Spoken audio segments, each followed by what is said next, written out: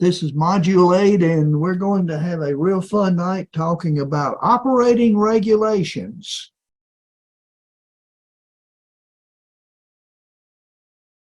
Talk about control operators first. The control operator is a licensed operator who is responsible, keep that word responsible in mind, for making sure all FCC rules are followed.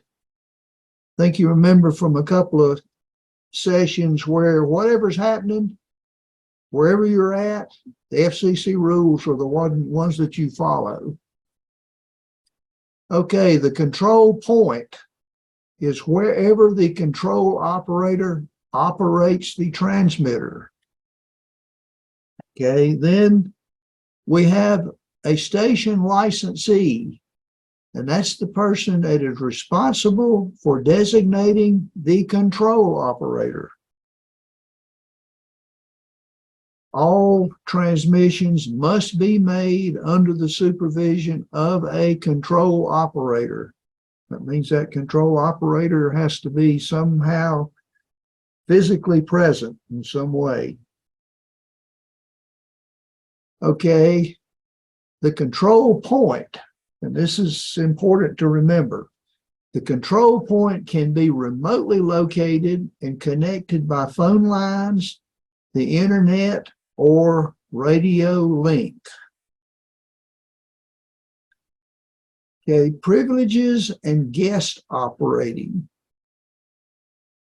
The control operator may operate the station in any way permitted by the privileges of their license class. Keep that in mind.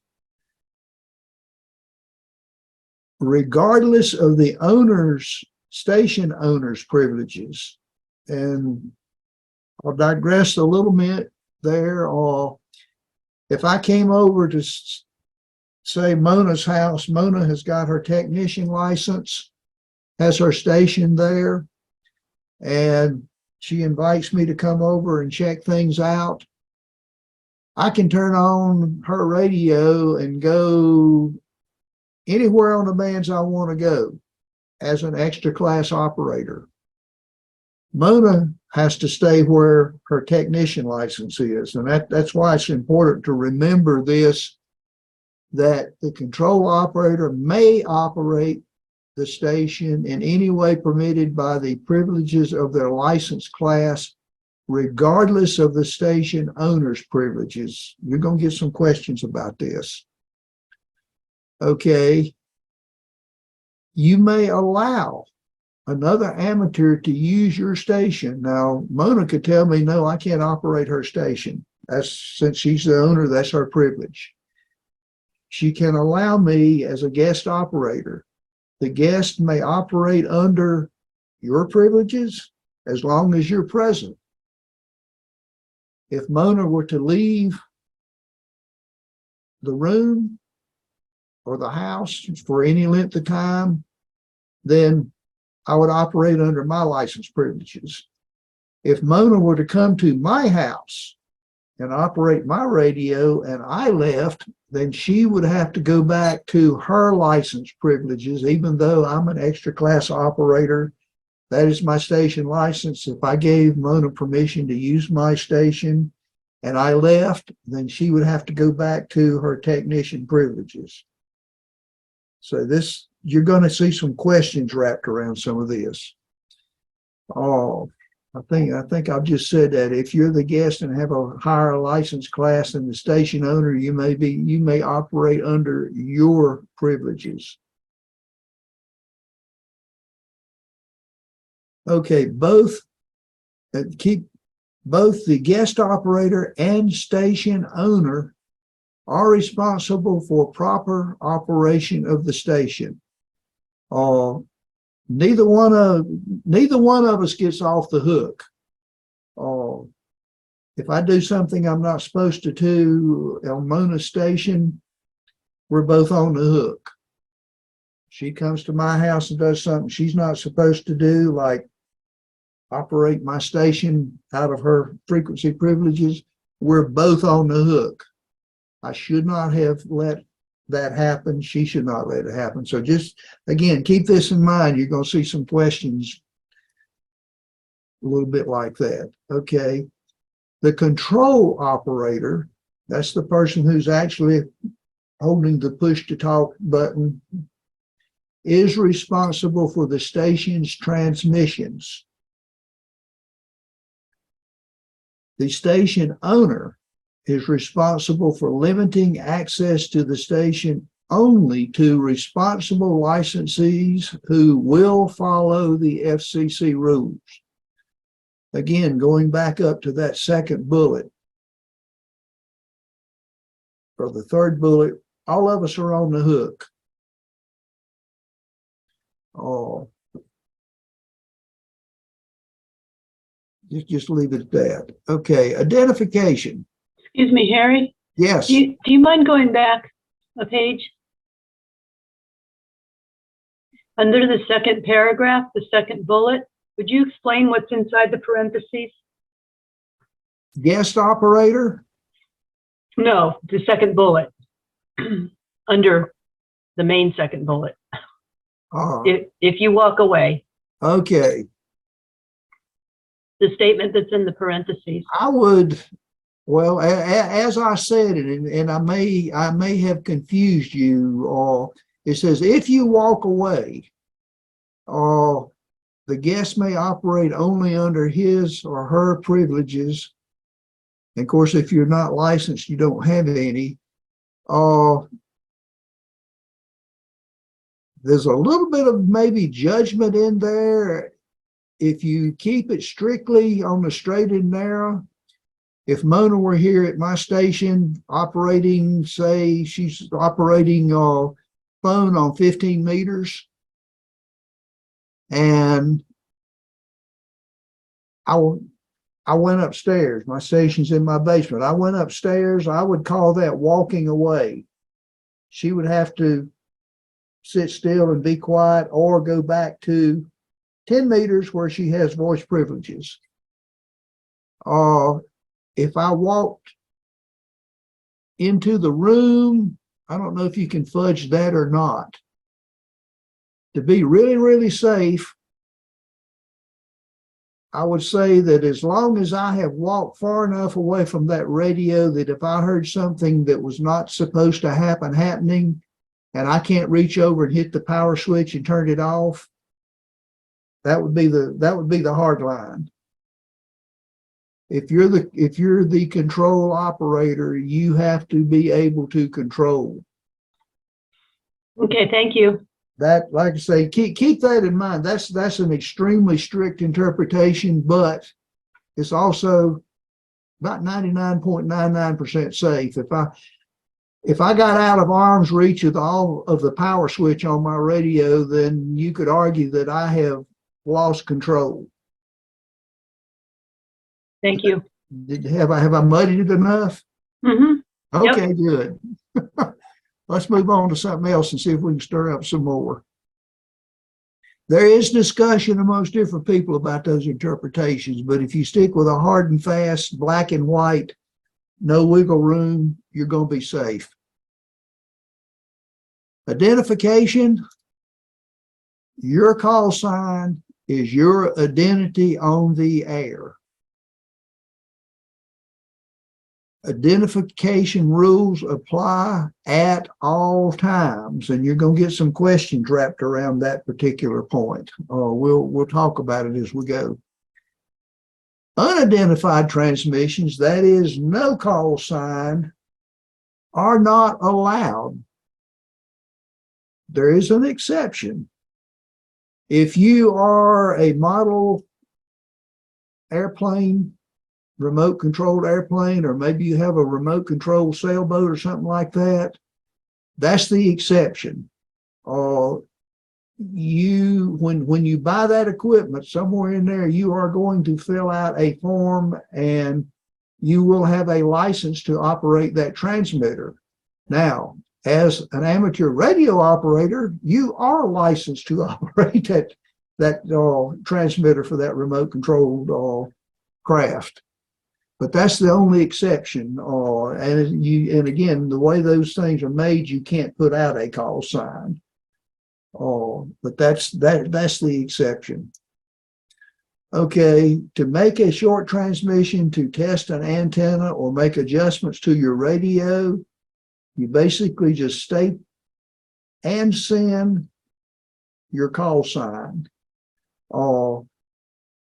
Don't pick up the microphone and hit the push to talk and let go and listen for the repeater to ID or whatever it's set up to do. That's called kerchunking the repeater. That is an unidentified transmission. Basically, if I wanted to do that, I would say KC4EZN testing. That meets the requirement. I put my call sign out, or I've identified myself. Give your call sign at least every 10 minutes during a contact and when the communication is finished. They don't do a lot of interpreting on that, but your radio may have a timer in it that will warn you. If you try and talk on our repeater for 10 minutes without stopping, I think it's either 120 or 180 seconds, the repeater's going to turn you off. And you're going to have to sit there and finally, when you let up on the push to talk button, then the repeater will reset itself and somebody will say, you timed the repeater out. A lot of your radios will have the ability to give you a warning. You will also hear people saying, this is KC4EZN for ID. That's what they're doing. I don't personally like to hear that, but they are fulfilling the requirement of the regulation to identify. Most repeater contacts are not going, you're not going to talk continuously for 10 minutes. The repeater's not going to let you. So if you're carrying on a short conversation, you don't need to identify every time you stop talking. But if it's a lengthy conversation, every now and then you put your call sign out. When you're finished, you say, this is KC4EZN, I'm clear, or whatever. And it might have been, I might have just identified a minute ago before that, but then I'm fulfilling that requirement. And the conversation ends in another minute and I say it again. That's trying to pick the extremes, but basically it's better to over-identify than to not identify at all. If you don't identify, you're breaking the rules. If you do identify, some people may not like it, but that's tough. You are meeting the regulation. Okay, if you're using phone, and this is not telephone, this is single sideband on 10 meters for you, you are required to identify in English, even if communicating in another language. If you got a radio, you can listen around and you may hear Spanish, a lot of Spanish speaking people, but at the end of their conversation, you will hear them identify in English. If you are wanting to learn a language and you found a friendly ham in another country that is willing to work with you, you still have to identify in English periodically. In this country, it's going to be every 10 minutes. Okay, the FCC recommends the use of phonetics when you identify by voice. There are somewhere you can read that out, that phonetic alphabet.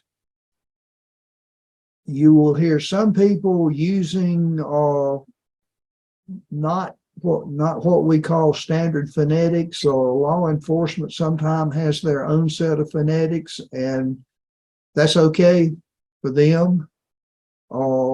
Sometimes the way you speak, your accent may make certain words or certain letters not very distinct.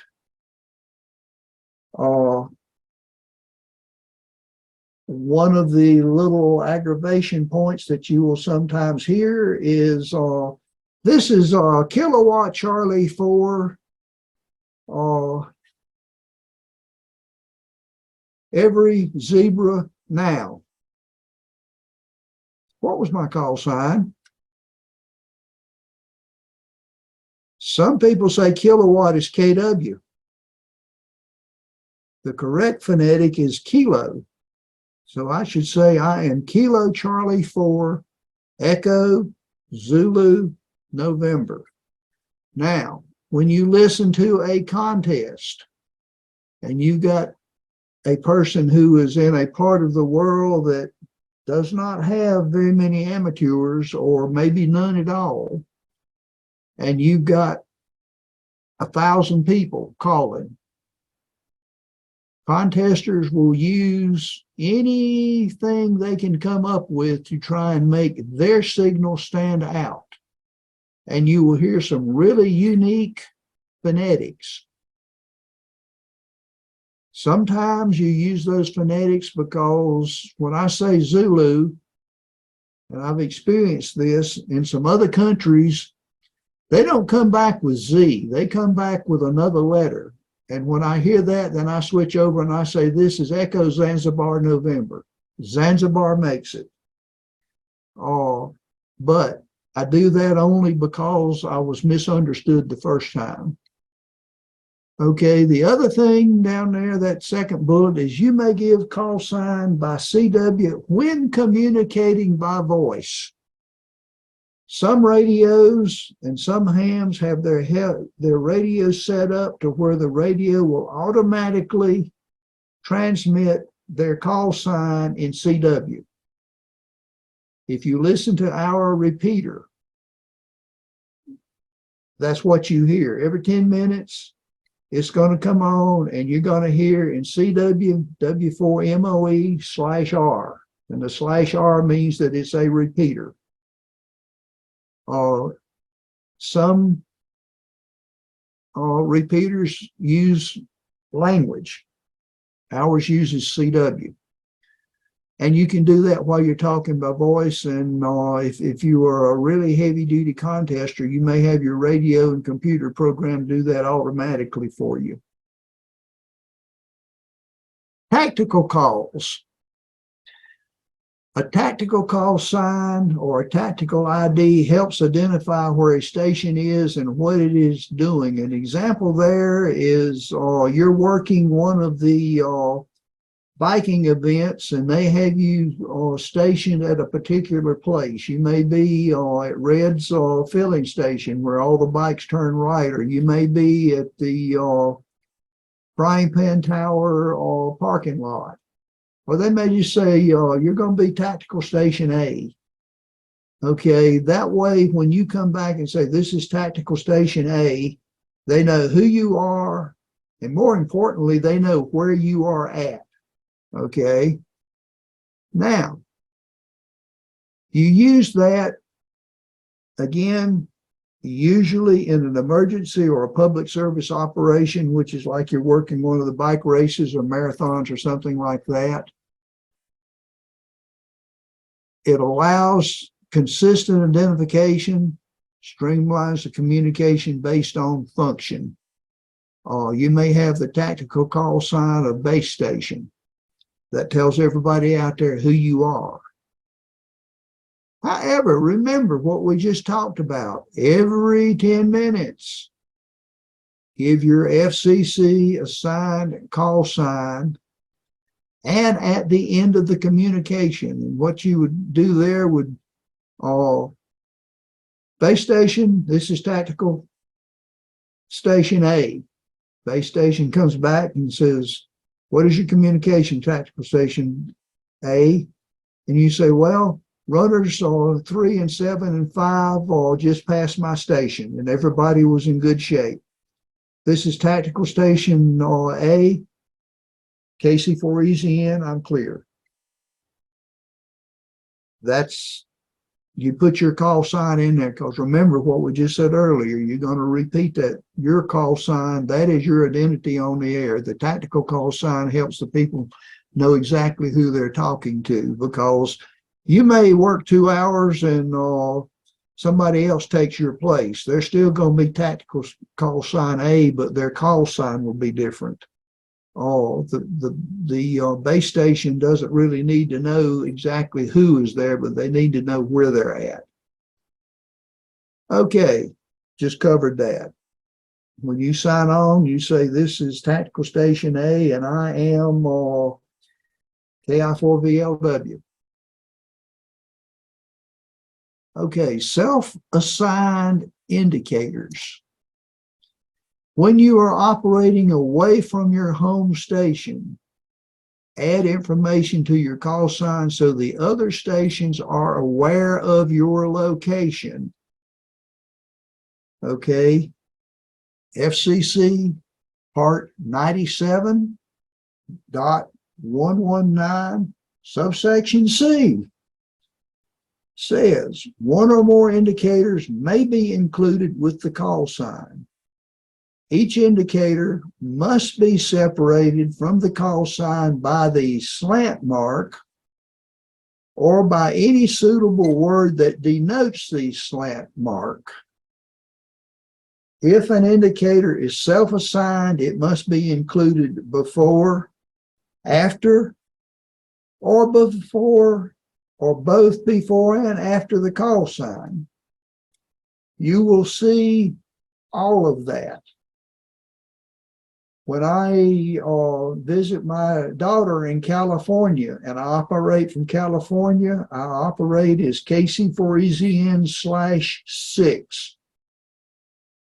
California is in the 6 call area.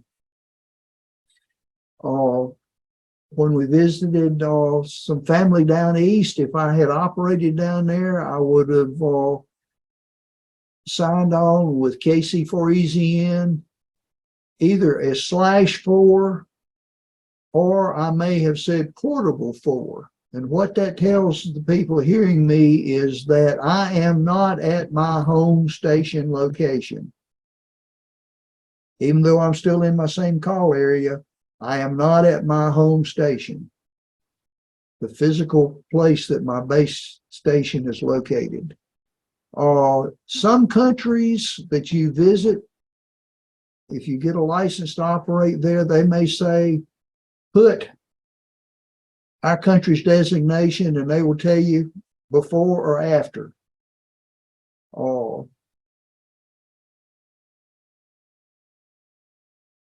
There's some examples. KL7, that's Alaska. Alaska is in the 3 call area, so he puts W3 slant KL7CC or KL7CC/3. He can say stroke if he's doing voice, or slash, or portable. Any one of those 3 works. Now, the thing that you have to be a little bit careful of is not to conflict with some other indicators specified in the FCC rules, such as KT, AG, and AE. I see some /AGs occasionally, and what that means is that person has just upgraded their license to general. Those people I generally try and work because they're brand new on that band. Give them some contacts, let them work you. /AE is extra class. You don't hear /KT much anymore because that was back when you got your novice license, you upgraded to technician, and sometimes you signed on as a temporary KT or something like that. That told people that even though you had, and this is back when they issued novice call signs, you signed on with a novice call sign, you had your piece of paper that said that you had just upgraded. You haven't been through the process yet, and we'll cover some of that. It's changed since then, but you don't hear temporary KT anymore. that's one that probably needs to be taken out of the rule, but then again, that won't happen anytime soon either. Okay, if another country, say there was a country that had a W3 as part of their base call sign, you're not supposed to conflict with that. I don't think that case exists here, but that's just an example. Is if you went to another country and say that country's call sign started with an AG and 1, 2, 3, and 4, you wouldn't put a /AG after yours. That might be confusing. I'm not real sure. I don't remember there any questions asked about that either, but that's part of the rules. Test transmissions.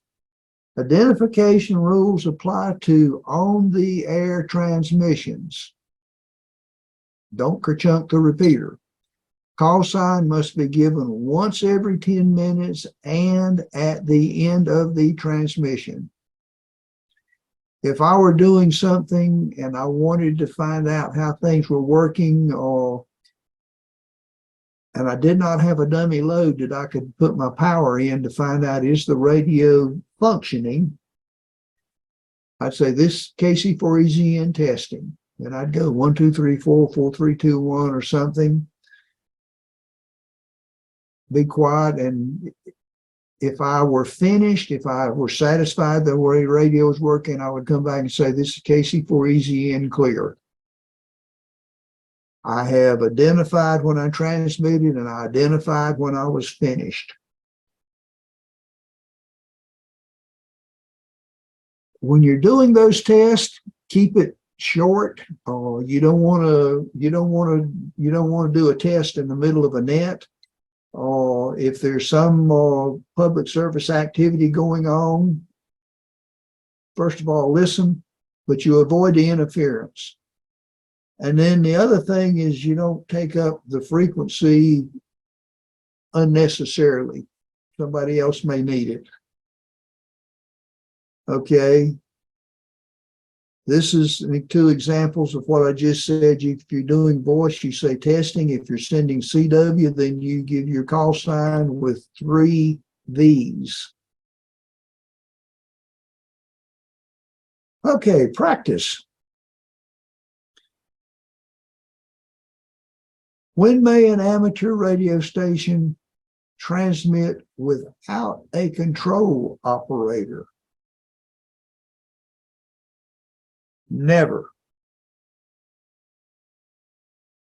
Who must designate the station control operator? The station licensee. That's the person that owns the station.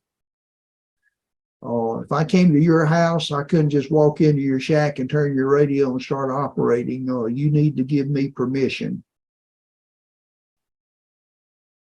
Okay, what is an amateur station's control point? The location at which the control operator function is performed. Okay, what determines the transmitting frequency privileges of an amateur station? The class of the operator license held by the control operator. Told you you're going to see these things again. Okay, under normal circumstances, may a technician class licensee be the control operator of a station operating in an amateur extra class band segment? So it makes you think a little bit. Okay. When using a club station whose trustee holds an amateur extra class license, the other 3 answers technically don't meet the criteria. That means you can come out to field day and sit down and operate anywhere because our trustee who's going to be up next week, is an extra class amateur operator. If your trustee is a technician, then you have to stay within that, or you come on with the permission of the club and use your own call sign if you have a general or an extra class. You can't use the club's call sign. Okay, when the control operator is not the station licensee, who is responsible for the proper operation of the station? Remember what I said about that hook? The control operator and the station licensee are both responsible. Who does the FCC presume to be the control operator of an amateur station unless documentation to the contrary is in the station records? The station licensee. I'm not sure what documentation are in the station records unless you have a setup to where you are permanently allowing somebody else to use your station. Maybe you're renting them a room and they're a ham operator too. You may want to put a document with your license that says so-and-so has permission to operate this station. But then if they do that, they are operating under their call sign. If they mess up, you're both on the hook. Okay. Excuse me, Harry. Yes. If in one station there permanently lives more than one licensee, does that have any bearing on that question about documentation? Not this question, the other question. Yeah, no, I know what you're saying. I'm trying to think up of an answer that doesn't muddy the water too much. There is some wording in there, and I think when it comes talking about third-party traffic, no, there isn't. That was in another place. It wouldn't be that unusual for there to be one setup and more than one licensee. Right. To be perfectly safe, I would put a piece of paper with my license with those people's names and their call sign and their license class. That way, if anybody wants to say, hey, I know who owns that station and your license, so that's not the call sign that's being used. Or you can say, well, I have permission of the owner and it's documented. Can two people be the owner? No. There can only be one station license and one operator license. And we'll talk about that in a little bit. They go together. Okay. But like I say, to be on the safe side, if you just had a list of the people that were living in your house that were all, licensed operators, I just make that list and say, identify the owner. And that's whoever was licensed to start with, who had the physical possession of the equipment. Because when you get your license, you're going to get a station license and a operator's license. They're all sort of come together now. But I think basically the bottom line is if you are operating within your license privileges, nobody's going to ever argue about who actually bought and paid for the equipment. But just to cover yourself, if you had that list, again, that's the black and white answer. I don't think the FCC is going to worry too much about who physically bought the equipment unless you've done something really bad wrong.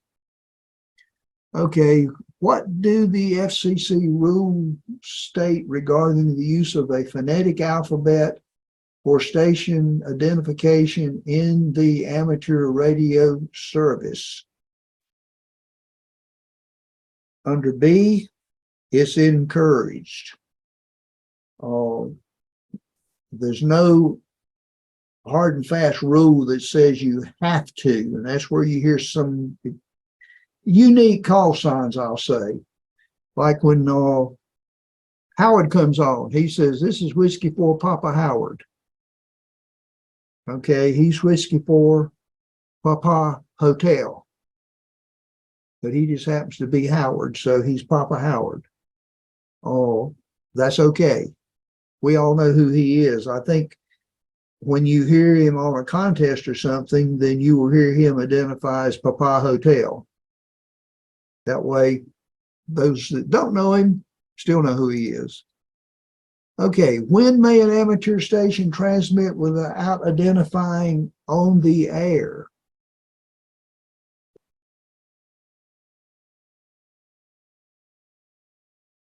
When you're flying your model airplane, when transmitting signals to control model craft. That's the only time you can transmit without giving a call sign, because your equipment does not have the capability of doing that. Okay, when are you required to transmit your assigned call sign? Every 10 minutes and at the end of a communication. Now, if it's 1 minute communication, you're going to identify yourself at the beginning when you put out your call. Or when somebody calls you, you're going to come back to them with your call sign and their call sign and then start talking. Yes, no, see you later. And then you give your call sign at the end. But every 10 minutes at least and at the end of the communication. Okay, what language may you use for identification when operating in a phone sub-band? English. Don't let the word sub-band throw you. Okay, what method of call sign identification is required for a station transmitting phone signals? This is the question coming from the other direction. Send the call sign using CW or phone emission. They use that word emission for your privileges. You have mode privileges and emission privileges. Really, really good words you're learning here. Okay, how often must you identify your FCC assigned call signs when using tactical call signs such as race headquarters? At the end of each communication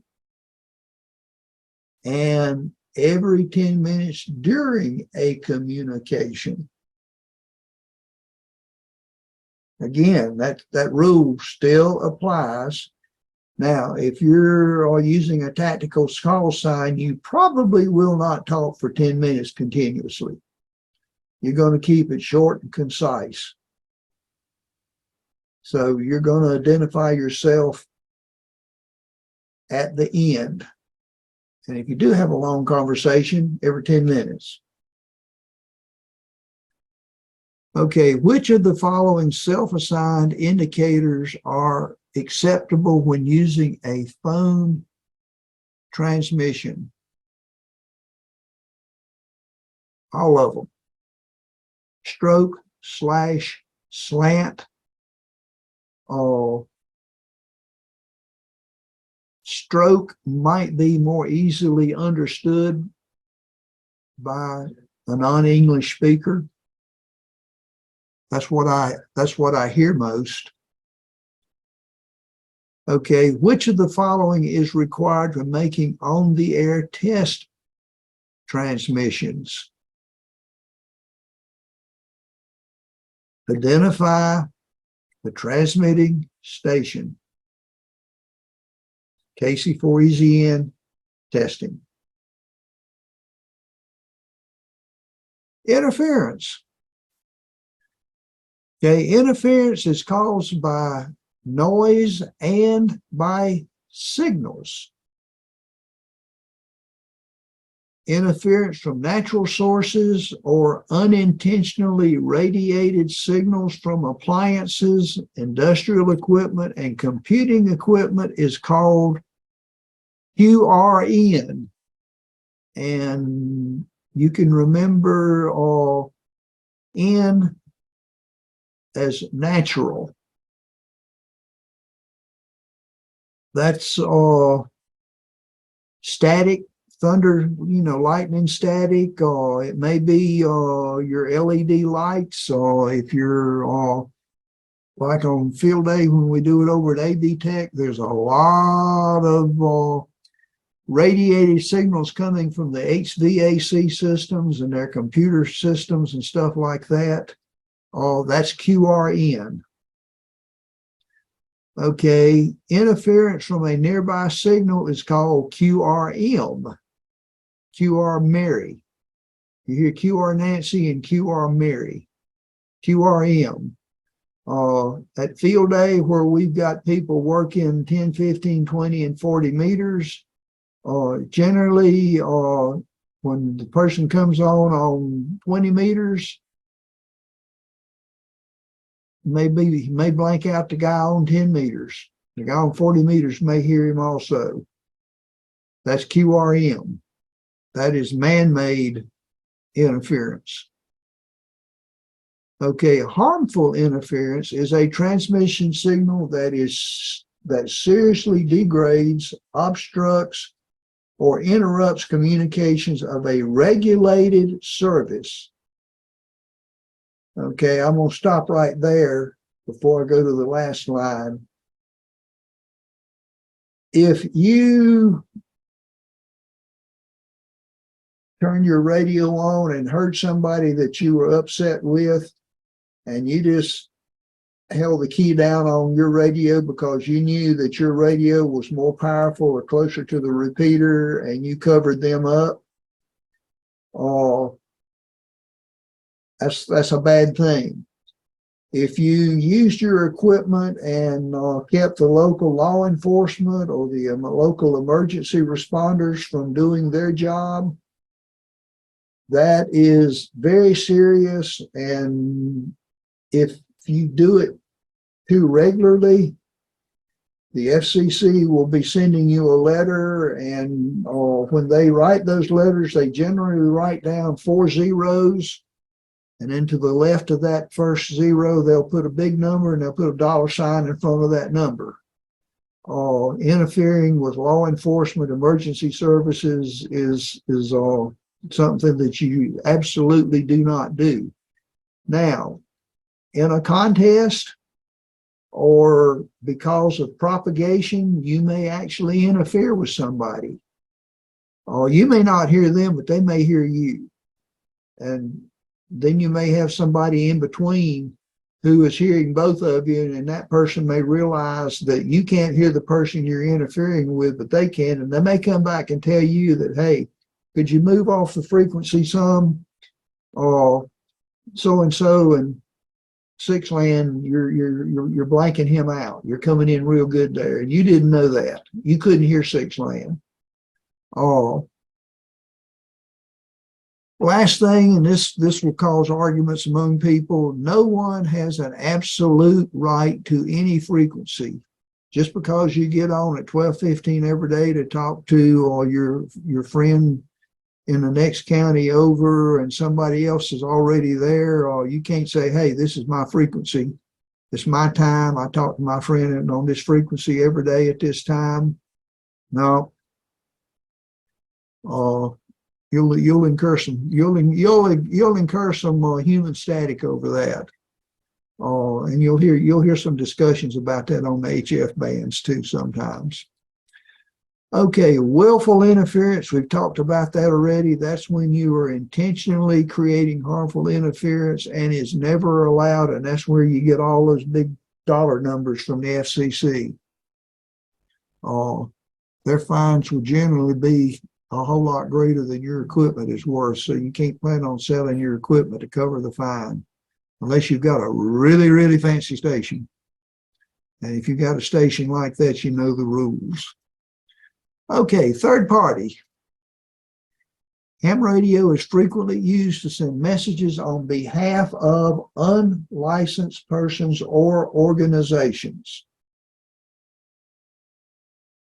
Third-party communications are a message from an amateur station control operator to another amateur station control operator on behalf of another person.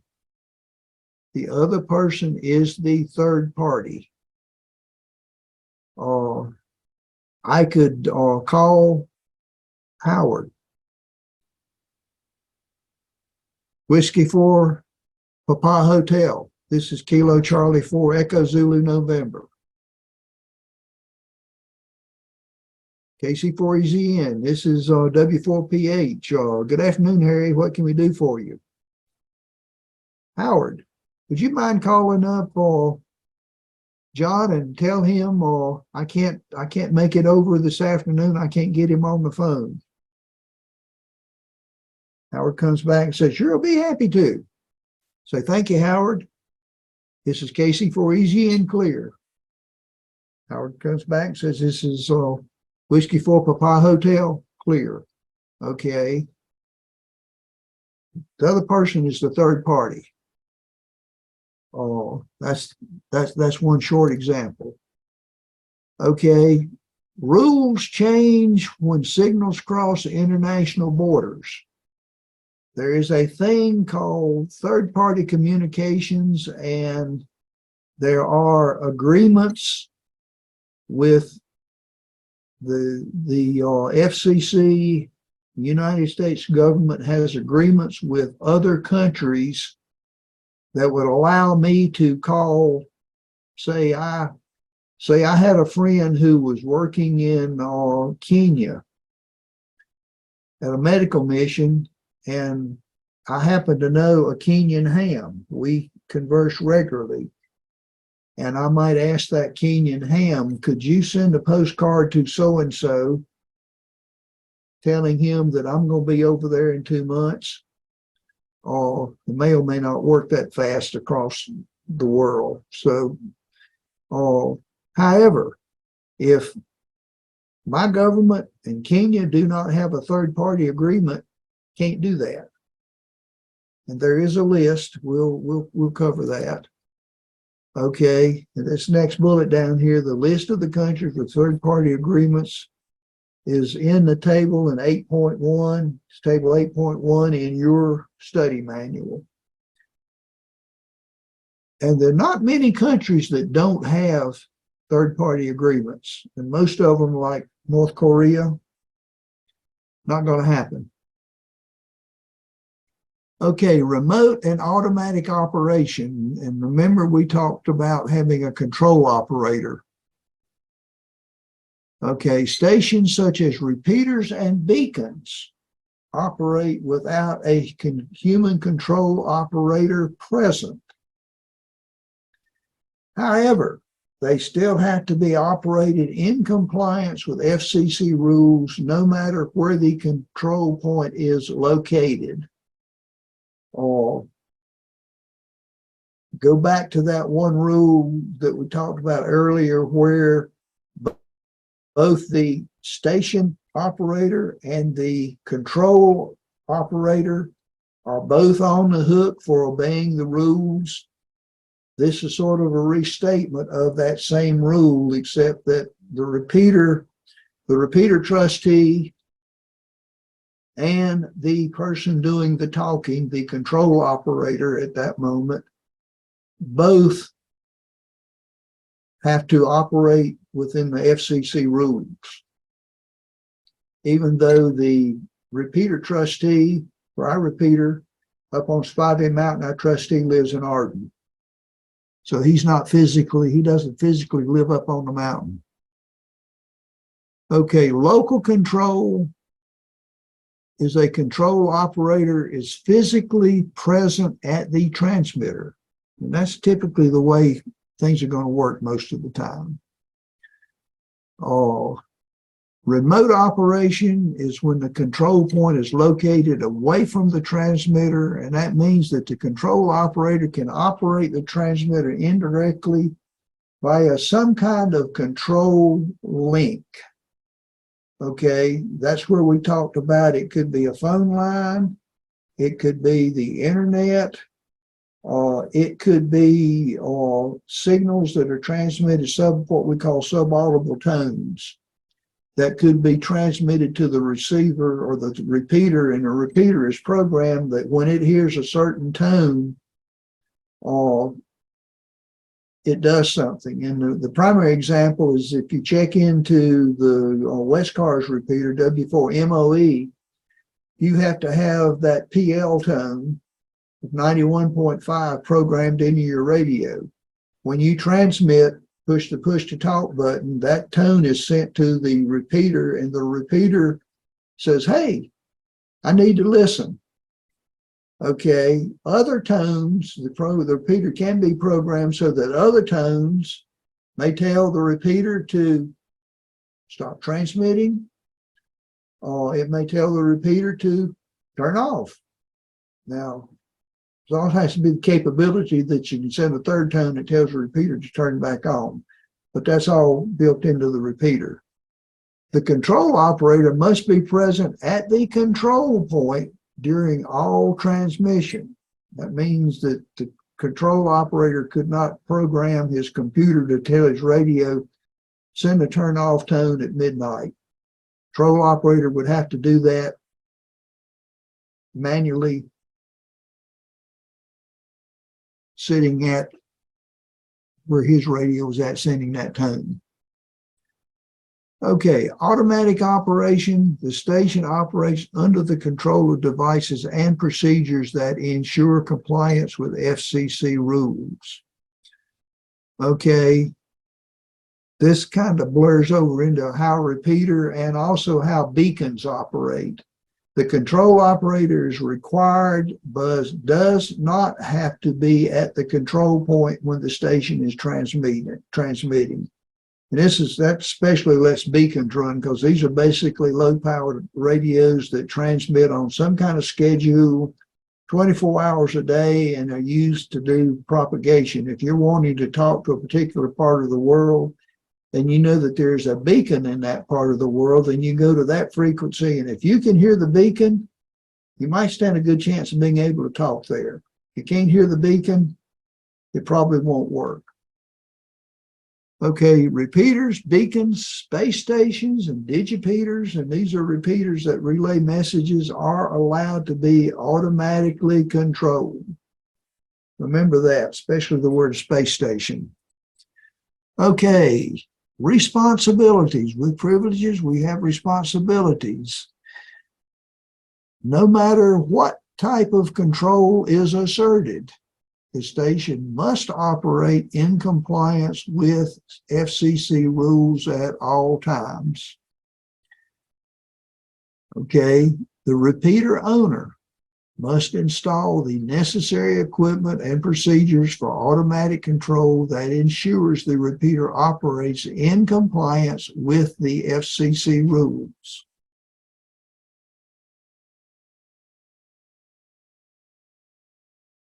Even if a repeater is on remote controls, repeater users are still responsible for proper operation via the repeater. Remember, I said that the control operator is on the hook. On the hook means you're responsible. Okay?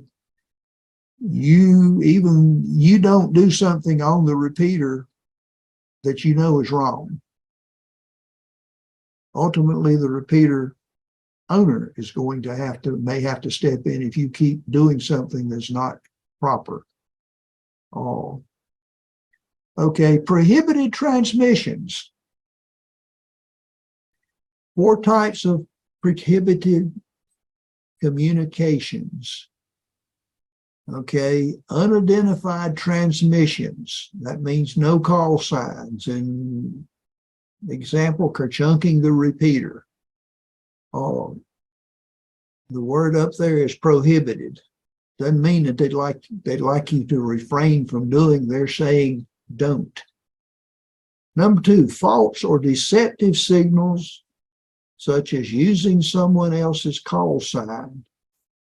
If I picked up somebody else's call sign and started using it because I wanted to do something that I shouldn't do, I'm not supposed to do that. Okay, false distress or emergency signals. Yelling Mayday, sending SOS, coming on and the repeater and say, I have an emergency. No. Now, the proper way to handle an emergency on a repeater and when we're calling a net, we say, if you have an emergency, say the word emergency and your call sign, and the repeater will immediately be turned over to you. If you were an unlicensed person and you were in an emergency situation, you would get on the radio and you would say, this is John Smith, and I am in a deputy sheriff's car. The deputy sheriff is unable to respond. You've identified yourself, you told who you are, and they'll come back and tell you what to do. The false and emergency signals, just keep that in mind. And then obscene or indecent speech. That can vary somewhat. I know some repeater owners are extremely strict. Some may or may not seem to care. And then cultural things in certain parts of the country, they may use some words that you consider obscene, but are everyday common usage in that area, and nobody thinks twice about it. You need to listen before you get upset. Now, you still may not like it. Well, turn the knob, go somewhere else, but still just be a little sensitive there that what you consider obscene or indecent may not be considered that way where you're at. Okay, and one of the things that we emphasize is when you're out of your local area and you're listening to a local repeater, you listen and you listen and you listen and you listen and you try and pick up how the people that are local are using that repeater and a little bit about what they expect and allow, and how they expect you to sign on. It's more custom, but just listen. Okay, regular communication that could reasonably be performed through some other radio service are prohibited. And their example is you're out in your boat in an area that has marine VHF channels, and you get on your ham radio and start trying to direct boat traffic. No, that's not the appropriate place. That traffic should be done through your marine VHF channels. That's what they're there for. Okay, and then you don't get paid for this.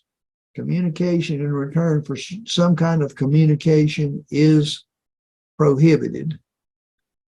I know we said earlier that there were some exceptions to that, but I don't think we've got a question that questions that exception. So just say it's prohibited. Okay, business communication, prohibited. No transmission related to conducting your business or employer's activities are permitted. You can order things over the air as long as you don't do it regularly or as part of your normal income making activities. I'm not real sure how you would handle that. It would have to be something extra special. You can advertise equipment for sale as long as it pertains to amateur radio and it is not your regular business. If you deal in amateur radio equipment where you buy and sell equipment and you make income from it, then you don't go on the trade nets and advertise. There are several in the area. I know tonight is Wednesday, and the Caesar's head repeater, that's 146.610, and there is no tone on that repeater. They have a swap net on Wednesday night. I have swap stuff on that net. I'm not a dealer, and the person that I swapped with was not a dealer. That's okay.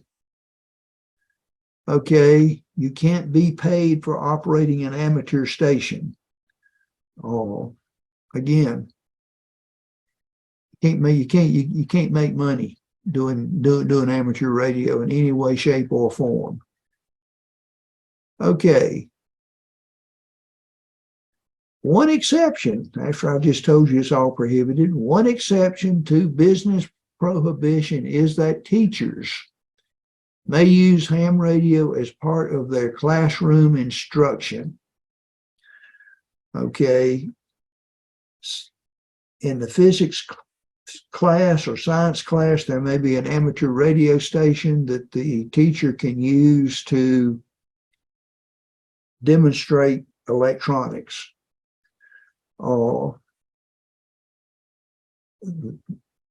That can't be running that station can't be in their job. And it cannot be the majority of their duties. So if the teacher turns on the radio once a week to demonstrate some electronic principle during class, that works. Now you do have some school clubs, but they operate outside of normal teaching time usually. But that is the one exception. The teacher's being paid to teach class, and if ham radio helps, they can do that as long as it's just part of what they're doing and not everything they're doing. Okay, encrypted transmissions. Encoding that uses codes or ciphers to hide the meaning of transmitted messages is called encryption. Recovering the encrypted information is called decryption. Amateurs may not use encryption techniques except for radio control and control transmissions to space stations. Remember, there was that exception on when you identified with your model airplane or model boat, though you're sending some kind of signal that doesn't mean anything to your eye or your ear. That's radio control, and then control transmissions to space stations. Remember, space stations are satellites that are above, I think it was 50 miles or 50 kilometers, whatever it was in that class. And you want to turn that space station on so you can try and make a satellite contact with somebody. You don't have to, that's considered encryption. Okay, broadcasting and retransmission. Broadcasting is one-way transmissions intended for reception by the general public.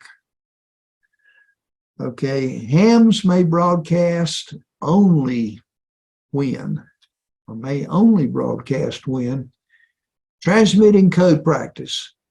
W1AW, the ARRL station, has a schedule. You can look it up to where they send Morse code. And you can look up what they send, and they transmit at different speeds, so you can practice listening to code. Okay, communication information bulletins for other amateurs. Sometimes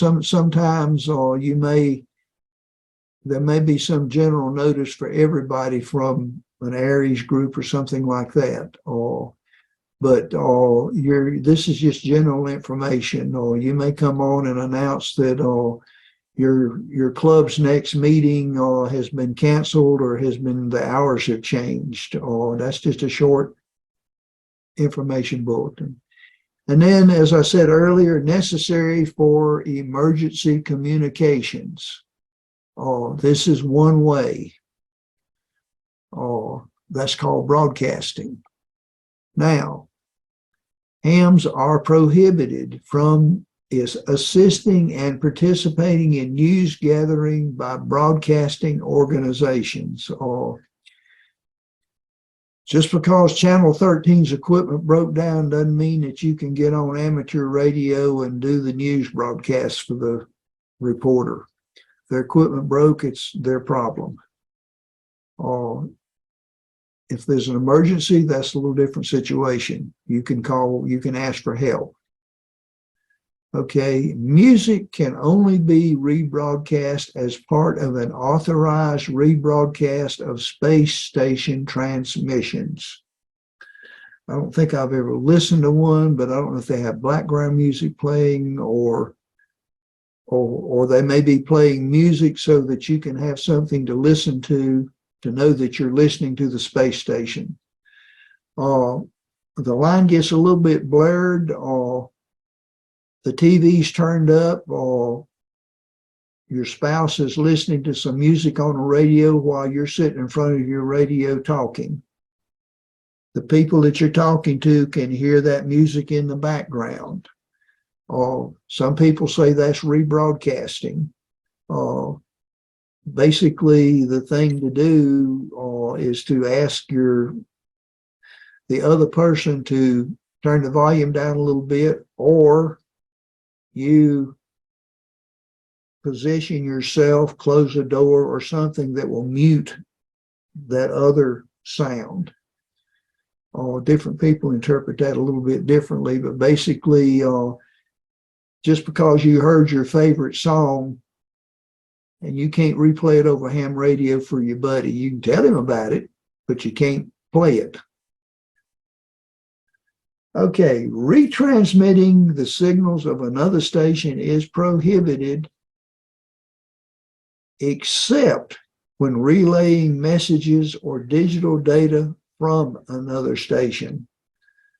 I'm not real sure how that works on relaying messages. There are things called digipeaters that relay digital data.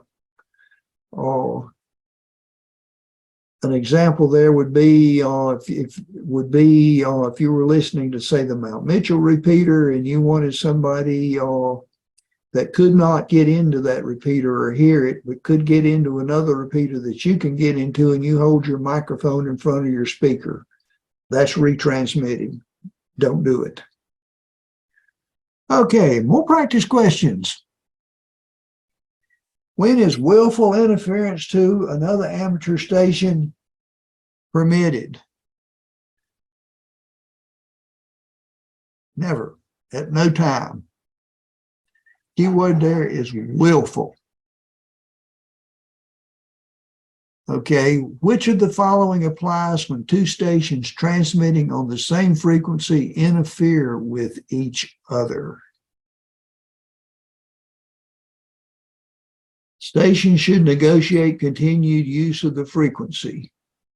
Again, that's going back to what I said earlier. You got on the radio and the guy in California can hear you, and the guy in Kansas calls you back and says, hey, you're interfering with a guy out in California. Could you move a little bit? And you say, sure. And you announce on the radio, I'm going to QSY2, whatever that frequency is. And if you're on HF, move, say, 45 kilohertz up or down. Okay.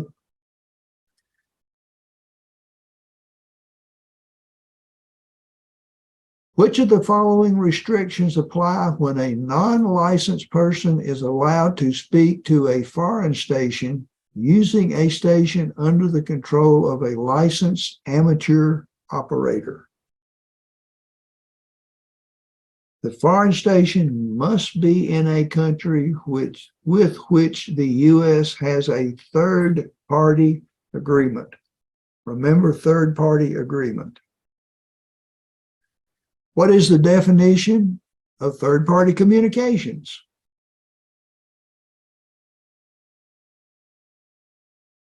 A message from a control operator to another amateur station on behalf of another person. Which of the following are required for remote control operation?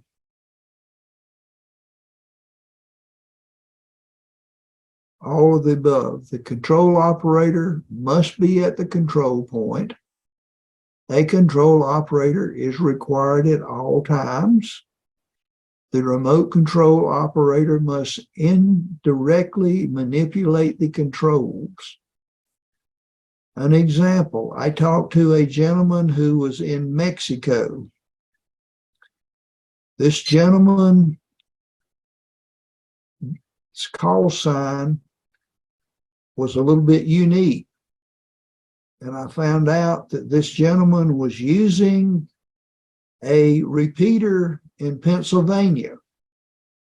He was connected to that repeater through the internet.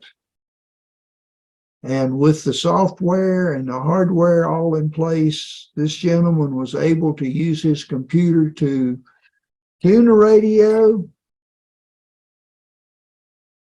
manipulate the rotator on the beams, and talk all at the same time. That's remote operating. But you got to be there at the control point, and you're required all the time, and you must indirectly manipulate the controls. If you're directly manipulating them, you are not in remote control. Okay, which of the following is the example of remote control as defined in Part 97? Operating the station over the internet. Okay, who is accountable if a repeater inadvertently retransmit communications that violate the FCC rules? Remember the hook. The control operator is the first person responsible. That hook will get to owner later, but the correct answer to this question is the person who is originating that retransmit. The key word there is retransmit. If you're the person holding the microphone in front of the radio speaker and retransmitting, that's prohibited. So the person responsible there is the control operator. Okay, what, if any, are restrictions concerning transmission of language that may be considered indecent or obscene? Any such language is prohibited. When may amateur radio operators use their station to notify other amateurs of the availability of equipment for sale or trade? And that is when selling amateur radio equipment, but not on a regular basis. You're constantly horse trading your equipment around, can't do that over the trader nets. Okay, in which of the following circumstances may the control operator of an amateur station receive compensation for operating that station?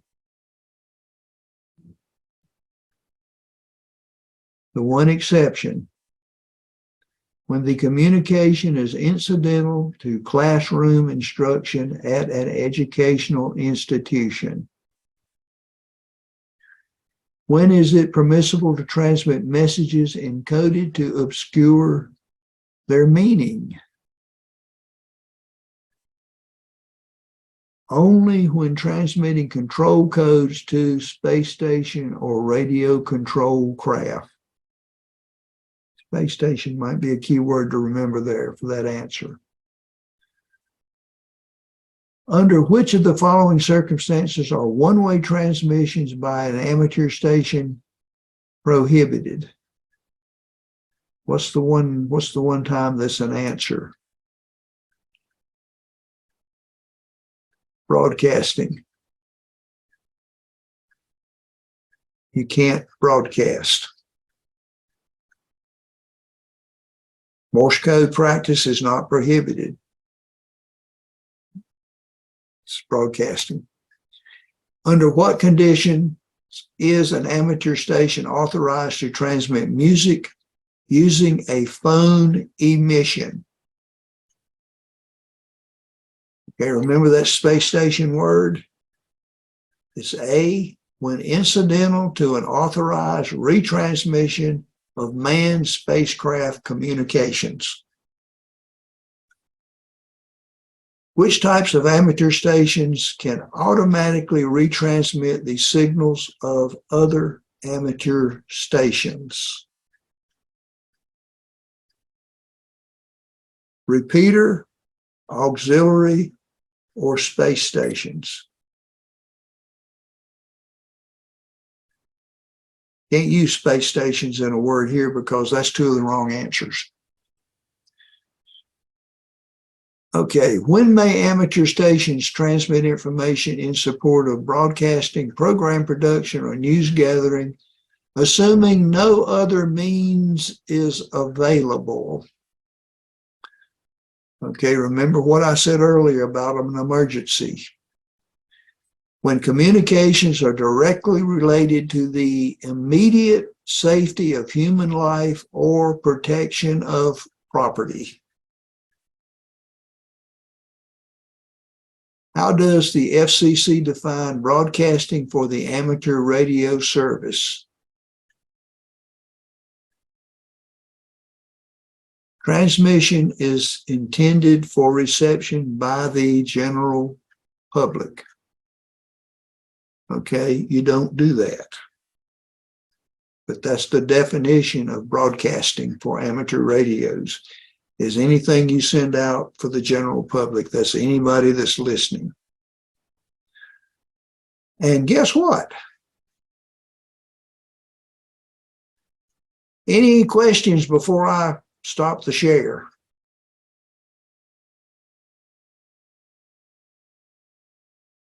Okay. No questions mean that you have got all of this down 100% solid, correct?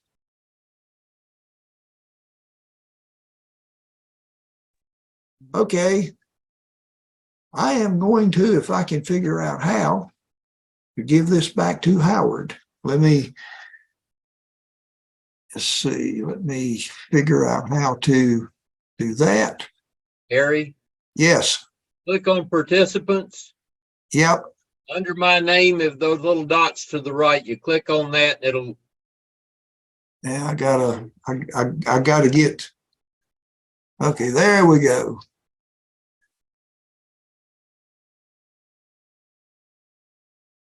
Make host.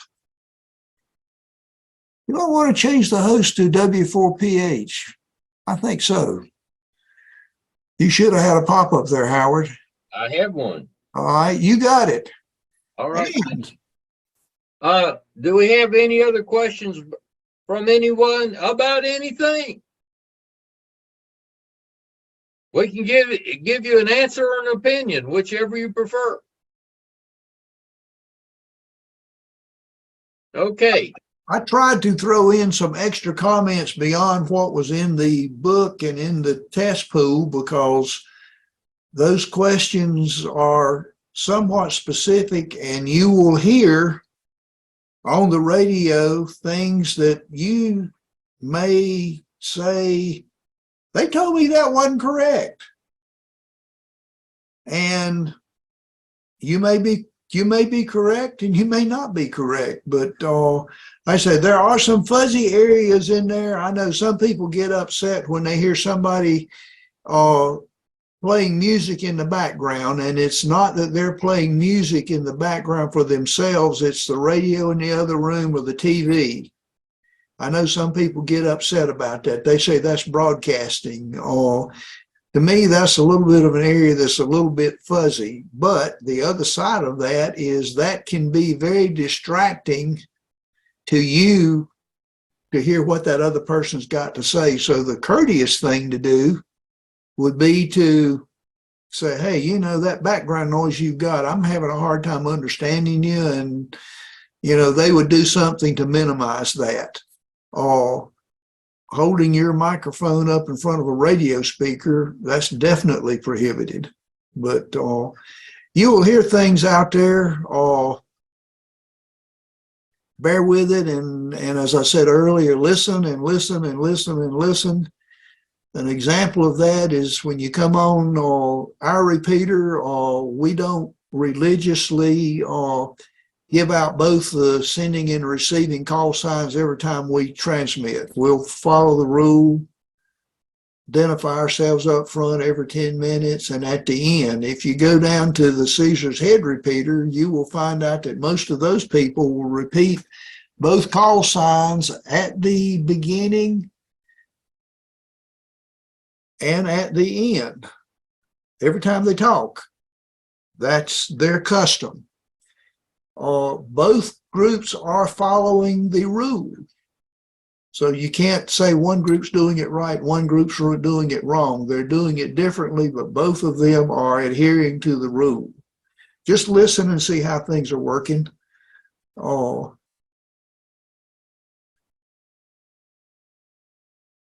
The one other thing I heard you mention, I think that you only have to write in the log if you have multiple people living in the house. I know, for instance, Everest McDade, his wife and all three of his children were hams.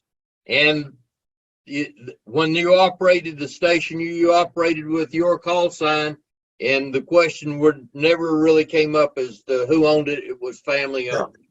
Yeah, that's, well, and in that case, the permission to use that station was granted. Yeah, understood. Yeah.